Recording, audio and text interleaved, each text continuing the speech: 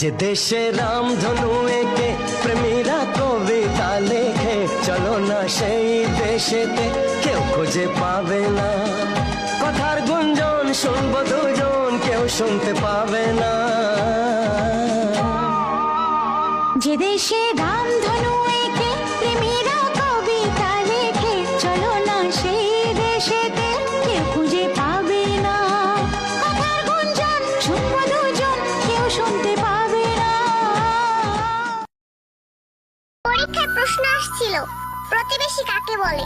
আমি লেখা দিয়ে আসছি, পরের দুঃখে জলে বেশি, অন্যের দুঃখে খুব খুশি, শোনে কম রটায় বেশি, পেছনে বাস সামনে হাসি, তাদেরকেই বলে প্রতিবেশী।